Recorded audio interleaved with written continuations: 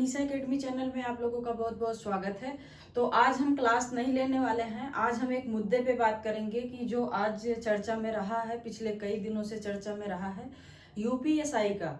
तो यूपीएसआई का second phase की डीबीपीएसटी चल रही है। उसमें काफी लोग फर्जीवाड़ा के स्थिति में आए हुए हैं। जो पहले दिन 6 लोगों को गिरफ्तार किया गया है। अभी कल जो है 12 लोगों को गिरफ्तार किया गया है। तो ये सिर्फ एक सेंटर पे गिरफ्तार किया गया है, लखनऊ सेंटर जो है वहां पे गिरफ्तारी हो रही है।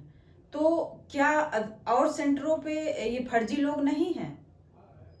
गवर्नमेंट से ये हम लोग मांग करते हैं कि क्या ये सिर्फ एक सेंटर पे ही जितने फर्जीवाड़े हैं सिर्फ एक सेंटर पे ही जा रहे हैं? इसी तरह से तो अलग अलग जो सेंटर बनाए गए हैं वहां भी ऐसे लोग मौजूद होंगे। वहां से खबरें क्यों नहीं आ रही हैं? वहां क्यों नहीं चेकअप इतनी अच्छे से चेकिंग हो रही है?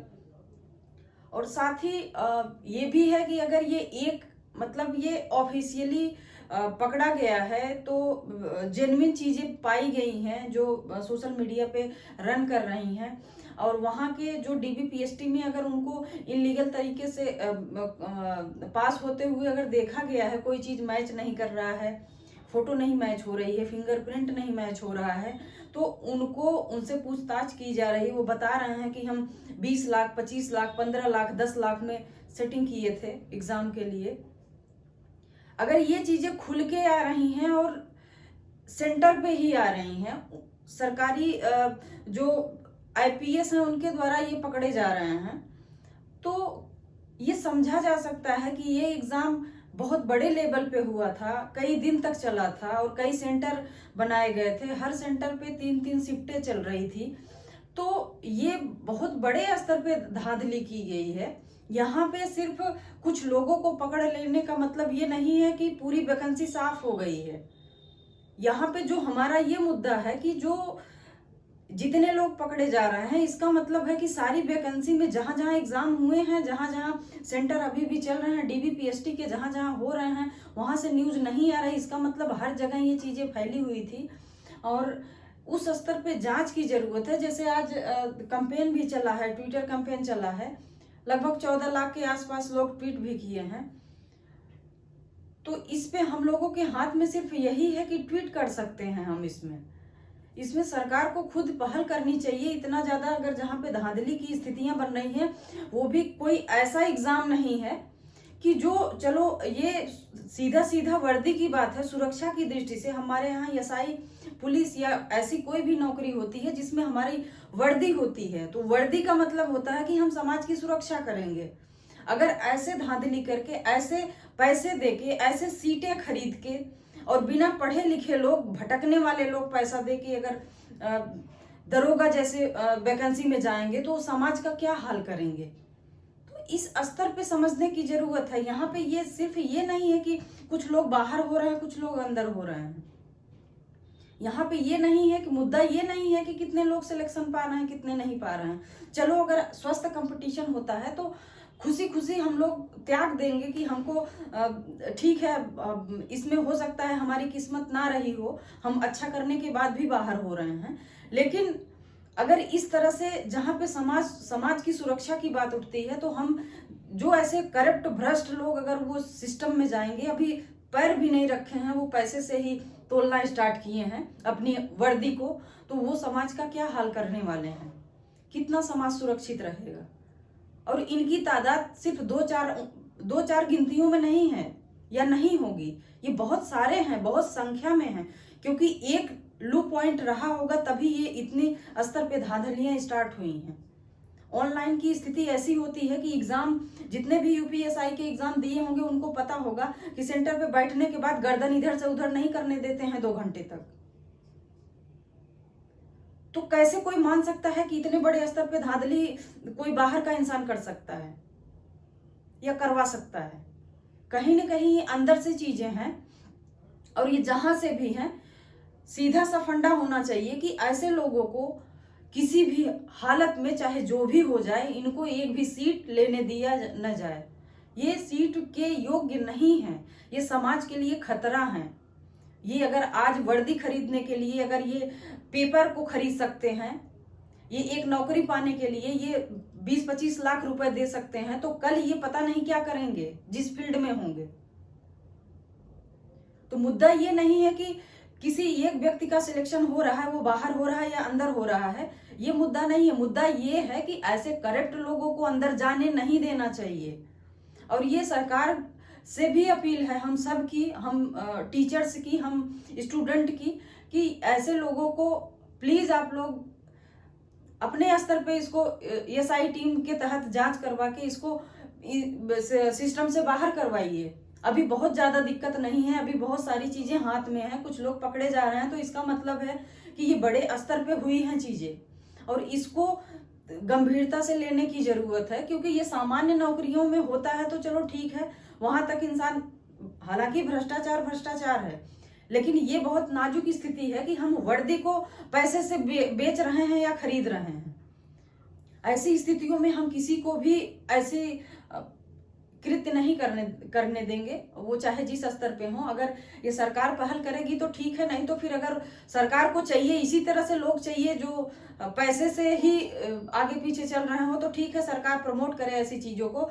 लेकिन सरकार से ये उम्मीद हम सबकी है कि वो हम लोग की बातें जरूर सुनेंगे और जो जितने सारे एविडेंस मिल रहे हैं, जितने सारे लोग गिरफ्तार हो रहे हैं, एटलीस्ट उनके थ्रू जो है बहुत लोगों को पकड़ा जा सकता है। और एक बार एक स्थिति ये है कि ये सामान्य पेपर नहीं होता है। UPSI का सामान्य पेपर नहीं है कि आप चलो 160 है तो तुक्का मार के चले आओ, आप 160 में 155 करके आ जाओगे।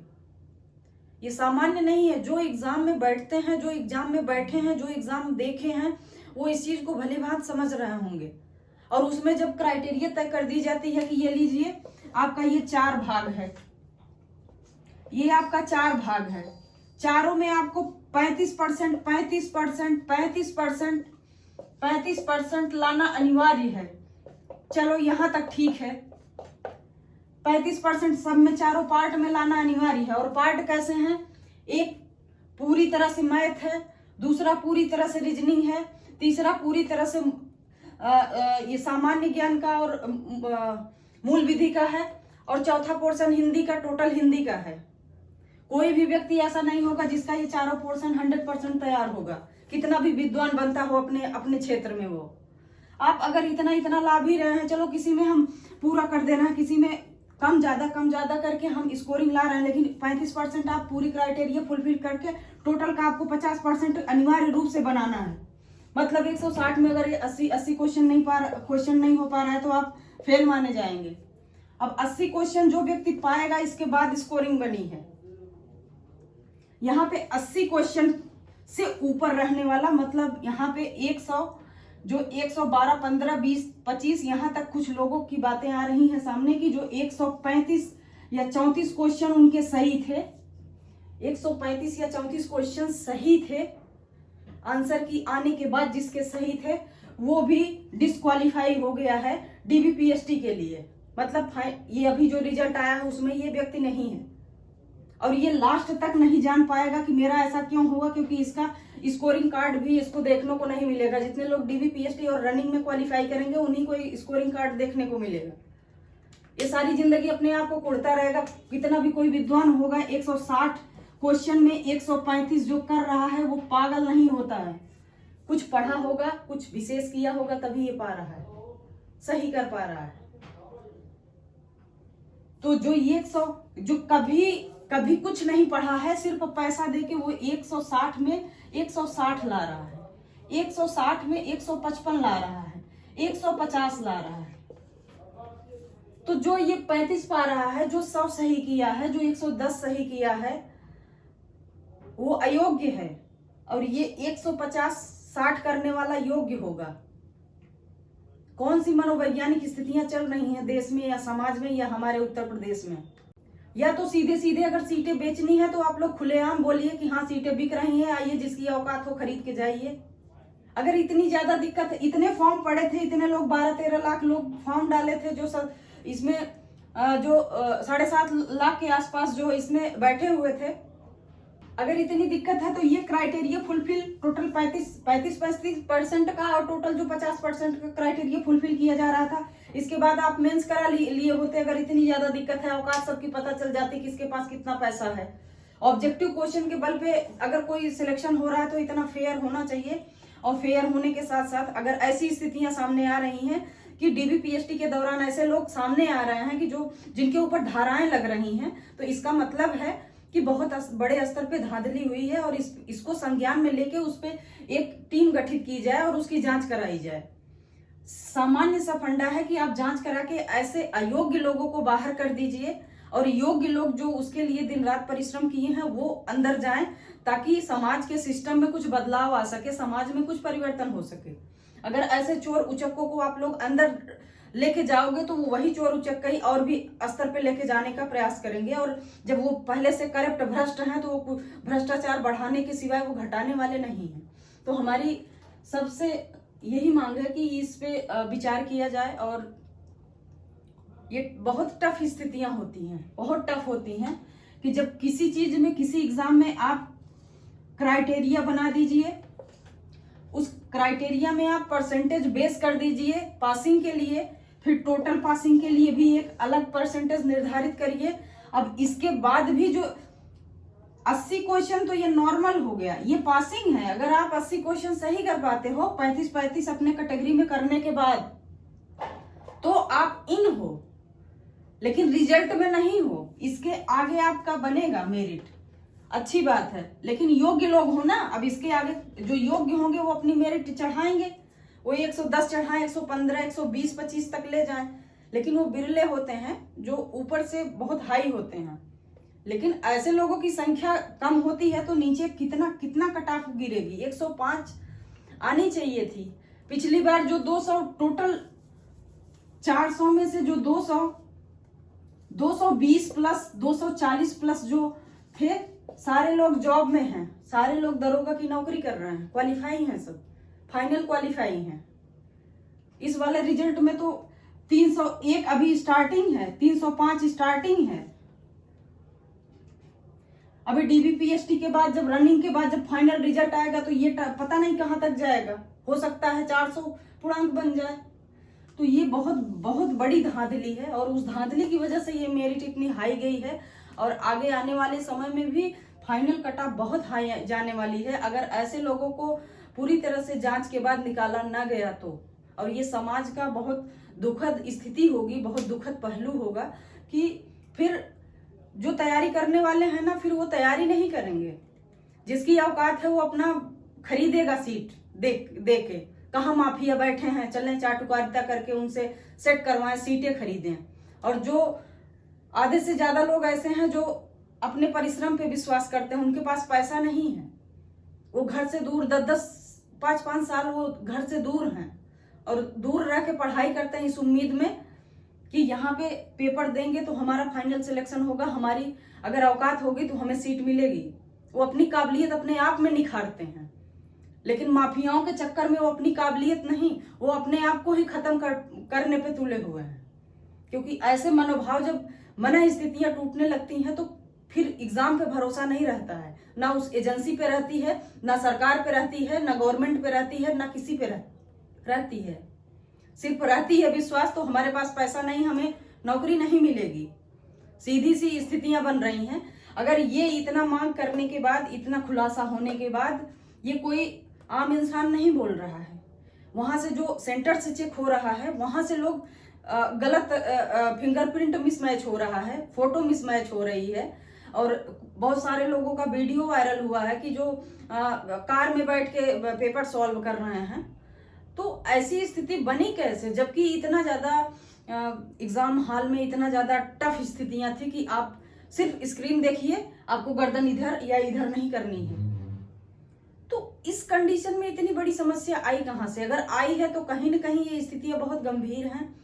और जब ओपन आ रही हैं, खुल के सामने आ रही हैं, तो प्लीज इस चीज को संज्ञान में लीजिए और थोड़ा लेट ही सही, लेकिन इस पे जांच कराइए। जो अयोग्य हैं सबको बाहर निकालिए।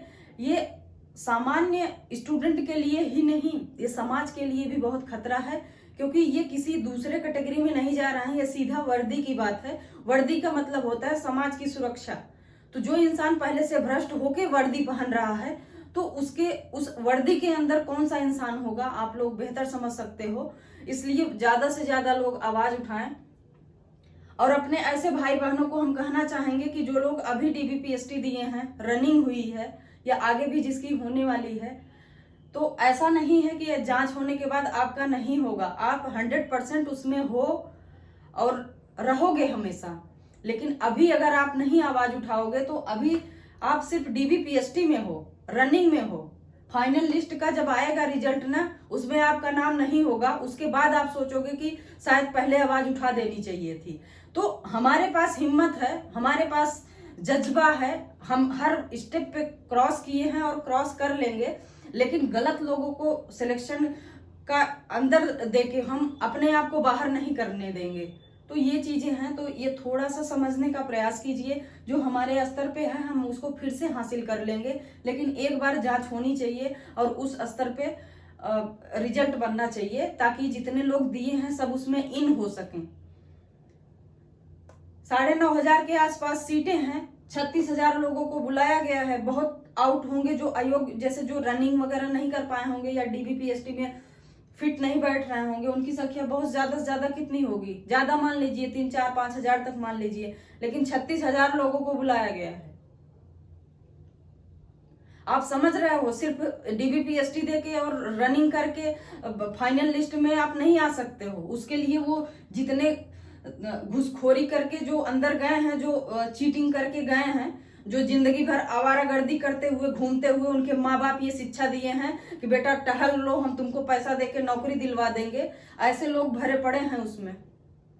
उनके आगे हम लोगों की मेरिट कहीं नजर नहीं आएगी, क्योंकि ईमानदारी किसी को दिखती नहीं है, ईमानदारी हमेशा दबी होती है। तो इस वजह से सब लोग सपोर्ट करिए, ये हम लोगों के हित की चीजें हैं और ये बहुत ही जरूरी है कि इस पे ध्यान दिया जाए और गवर्नमेंट संज्ञान में ले इस चीज को, हमारी यूपी गवर्नमेंट संज्ञान में ले इस चीज को, क्योंकि पुलिस एक सुरक्षा वाला महकमा है और वो उसकी सारी जिम्मेदारी समाज को सुरक्षित रखने की होती है। और वो इस स्तर पे जितने ईमानदार अच्छे लोग जाएंगे, समाज उतना ही खुशहाली से तरक्की करेगा।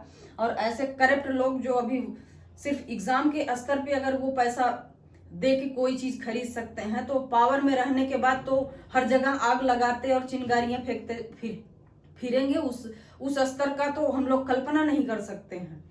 तो इस वजह से सभी लोग सपोर्ट करिए और ये बहुत जरूरी है।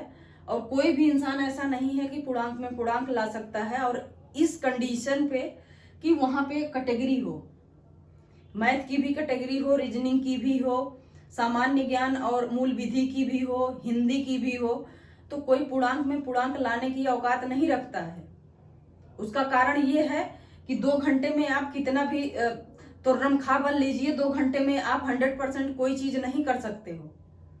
और मैथ के क्वेश्चन इतने लेंदी पूछे गए थे, रीजनिंग के क्वेश्चन, सामान्य रीजनिंग के चैप्टर से ऐसे ऐसे क्वेश्चन पूछे गए थे कि इंसान का जो है दिमाग जो है हैंग कर जाता था।